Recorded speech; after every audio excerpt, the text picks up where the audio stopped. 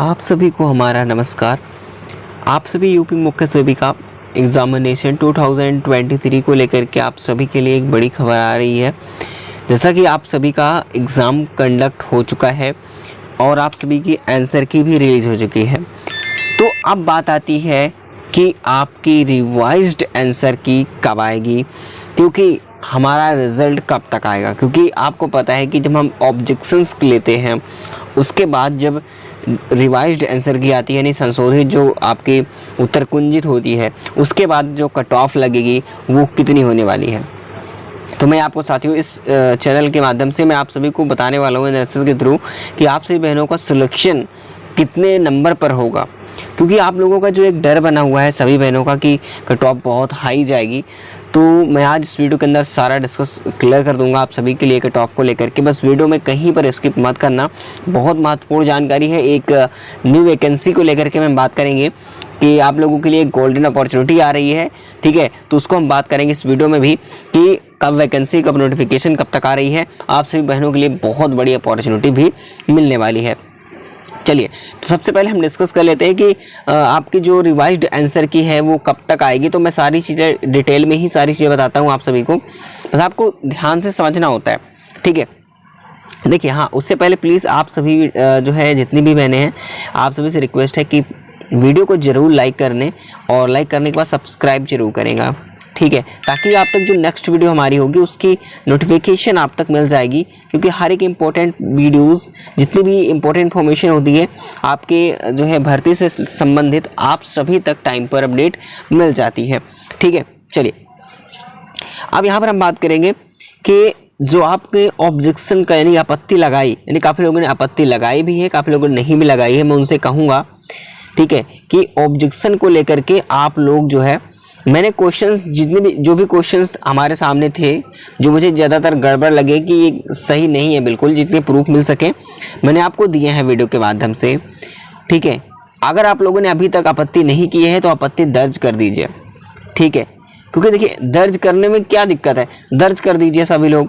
क्योंकि जितनी ज़्यादा संख्या में होगा आपत्ति, ज़्यादा से ज़्यादा लोग करेंगे, उतनी ही जल्दी रिस्पॉन्स मिलेगा। और इससे ही क्या होगा कि अगर देखिए आप इसमें अगर इंटरेस्ट नहीं होगा, यानी कि आप आपत्ति नहीं लोगे, तो होता क्या है मैं आपको बता दूं, अगर आप आपत्ति नहीं दर्ज कराते हो, ठीक है, तो आपत्ति न दर्ज कराने की वजह से क्या होता है, तो आपको बता दें कि अगर आप दर्ज नहीं कराते हो, मान लीजिए कि बाई चांस इधर उधर थोड़े बहुत लोग अगर दर्ज कराएंगे, तो इससे जो है कोई फर्क आयोग यानी विभाग को कुछ नहीं फर्क पड़ता है कि ऑब्जेक्शन पे, यानी उनका ये मानना होता है कि हमारा बताया हुआ आंसर उन्होंने सही मान लिया है। लेकिन ऑब्जेक्शन जब ज़्यादा से ज़्यादा संख्या में होता है तो उनको फिर कोई ना कोई एक्शन लेना पड़ता है कि इसका सच में इतने ज़्यादा अगर ऑब्जेक्शन आ रहे हैं, इसका मतलब कोई ना कोई हमसे गलती हुई है, जो हमने आंसर गलत दिया हो या क्वेश्चन गलत दिया हो, तभी इतने लोगों ने ऑब्जेक्शन लिया है।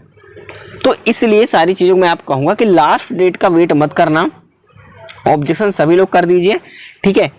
अगर आपके प्रूफ मिल जाता है तो अच्छी बात है, क्योंकि वो एक फॉर्मेट होता है कि आपको अगर सारी चीज़ें सीक्वेंस वाइज सारी चीज़ें अगर आप एक जो है पुख्ता सबूत के साथ देते हो तो वो जल्दी चीज़ें आगे आती हैं। बाकी आप लोगों को मैं ये कहूँगा कि आपको अगर मान लीजिए कि कोई एविडेंस नहीं मिल पा रहा है, उसके सामने अगर आप प्रूफ नहीं दे पा रहे हो, तो फिर भी आपको ऑब्जेक्शन करना है, ठीक है। तो भी आपको करना है, जो भी एक्चुअली नहीं मिल पा रहा है राइट टू राइट, तो फिर भी आप लोगों को किसी न किसी तरीके से कर भी लेना है, क्योंकि आप संख्या बढ़ाने की जरूरत है।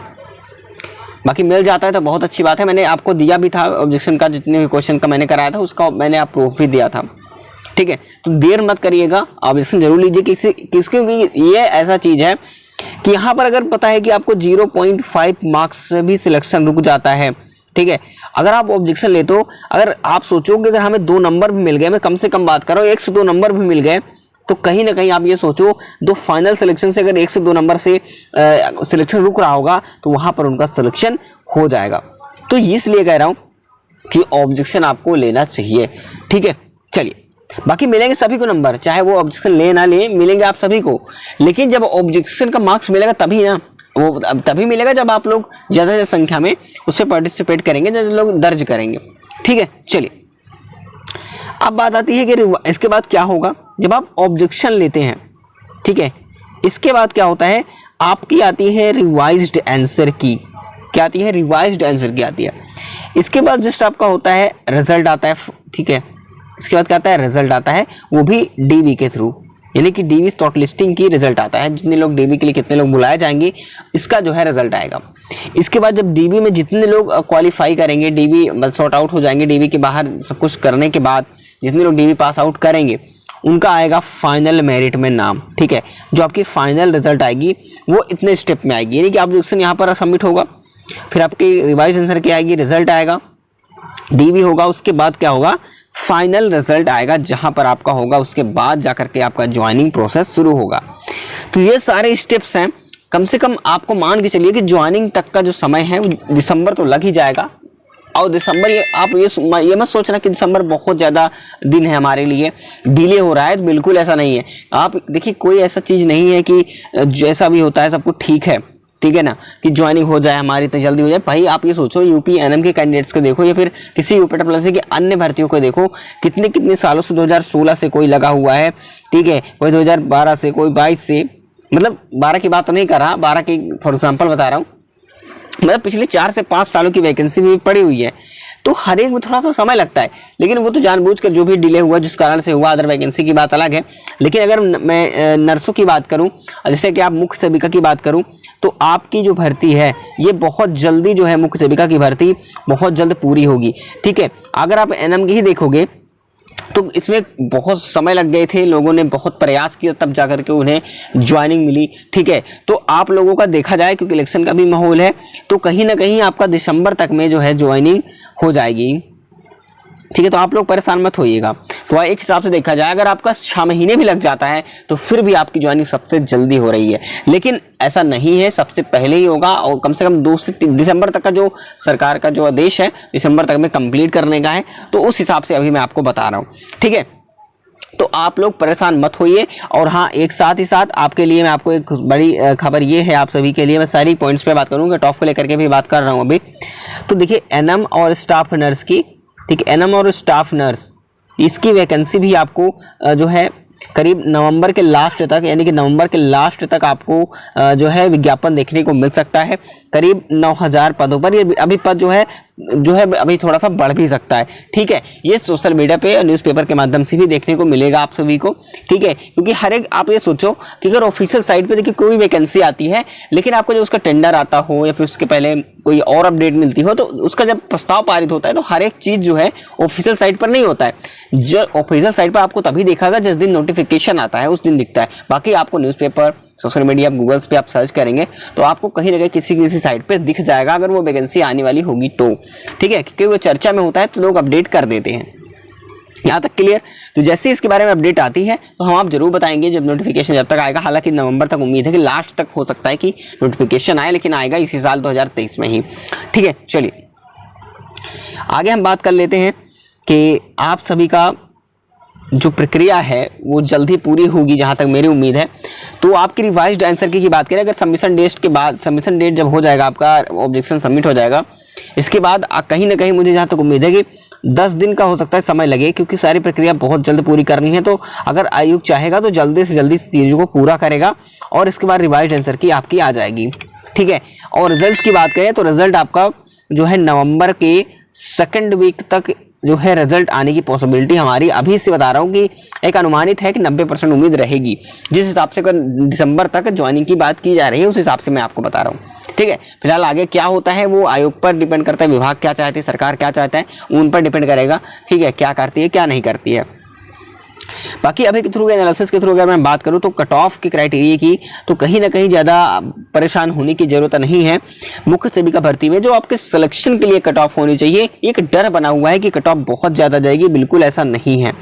अगर आपके कुछ मार्क्स जो है इतने आ रहे हैं, ठीक है, जो मैंने आपको दिखा रहे हैं, आप इसको रख भी सकते हैं। हाँ, ये जरूर कहूँगा कि +- 2 मार्क्स का हो सकता है डिफरेंस हो जाए, लेकिन अभी तक का जो मेरा अनुभव रहा है, ठीक है, पिछले कई सालों का, हालांकि मेरी कट ऑफ हमेशा एग्जैक्ट ही रहती है। जो मैंने एनएम में रही होंगी उनको पता होगा, मैंने कट ऑफ बताई थी, जो रिजल्ट नहीं आया था उसके पहले मैंने आपके स्कोर के अनुसार आपके एनालिसिस के थ्रू बताया था। ठीक है, जो मैंने बताया था बिल्कुल सेम कट ऑफ गई है, केवल EWS कैटेगरी को छोड़ करके। ठीक है, क्योंकि EWS का कोई आंकड़ा नहीं मिल पाया था, तो मैंने सही चीजें बता दी आपको कि EWS को छोड़ करके, क्योंकि उसमें 3 नंबर की कट ऑफ लगी थी। ठीक है, इसलिए बता रहा हूँ एनएम की। बाकी सभी कैटेगरियों में मेरी सेम कट ऑफ रही है जो मैंने बताई थी। बाकी क्या था, कभी किसी में 0.5 to 5 का ही डिफरेंस रहा है, ठीक है। बाकी मेरी बताई हुई कट ऑफ ठीक ठाक बिल्कुल एग्जैक्ट रही है, इसलिए अपने अनुभव के अनुसार आपको बता रहा हूँ कि कट ऑफ इसी प्रकार से रह सकती है। इसे मैंने +-2 का डिफरेंस किया कि हो सकता है रिवाइज आंसर की के बाद थोड़ा सा इंक्रीज और डिक्रीज भी होने की संभावनाएं हो सकती है। तो ये कुछ कट ऑफ का क्राइटेरिया जिससे आपका फाइनल सिलेक्शन होगा। और जिनको लगता है कि मेरे इतने मार्क्स हैं या फिर हमारे ऑब्जेक्शन या फिर नॉर्मलाइजेशन के थ्रू हमारे मार्क्स बन जाएंगे, तो आप लोगों को मैं ये जरूर कहूंगा कि आप डीवी के लिए तैयार रहो। अगर ये भी चीज़ एक प्लस पॉइंट है कि अगर जिनको लगता है कि मेरे इतने मार्क्स जो मैं आपको दिखा रहा हूँ इतने मार्क्स नहीं भी हैं, तो फिर भी हमारे 3 से 4 नंबर कम भी हैं, फिर भी आप डीवी के लिए अपने डॉक्यूमेंट्स को बिल्कुल मेंटेन कर लीजिए, क्योंकि किसी को कुछ पता नहीं है अभी, ठीक है, कि कब क्या हो सकता है आपके साथ। क्योंकि आप डीवी जहां तक आप सीढ़ी चढ़ सकते हो, मान लीजिए आपकी कदम ये सीढ़ी है और आपको जो है जाना तो यहाँ है, ठीक है, लेकिन आप जहां तक चढ़ सकते हो एक बार ट्राई करो, ठीक है, ट्राई करो। अगर यहाँ तक चढ़ते हो तो आपकी कोशिश और आगे बढ़ेगी, ठीक है। अगर किसी सीखने को मिलेगा कि हमको चढ़ना कैसे, अगर पहली बार कहीं पे चढ़ रहे हो तो उसका एक बार डर होता है, लेकिन जब आप एक बार चढ़ जाते हो तो बार बार आपको फिर वो चीज़ें पता हो जाती हैं। अगर पेड़ पर ही चढ़ते हो तो पहली बार अगर पेड़ पर चढ़ोगे किसी भी पेड़ पर तो आपको डर लगेगा, लेकिन दोबारा चढ़ोगे तो आपको पता होता है कि हमने पिछली बार चढ़ा था तो इस बार उससे कम डर लगता है। तो इस प्रकार से होता है कि आपका डीवी जहां तक आपको मौका मिले, चाहे डीवी तक का चाहे ज्वाइनिंग तक का, जहां तक मौका मिल रहा है वहां तक जाइए। या सोचो कि हमारा मार्क्स कम है तो हमारा सिलेक्शन फाइनल नहीं हो पाएगा तो कोई मतलब नहीं है डीवी देने का, तो ऐसा मत सोचिए।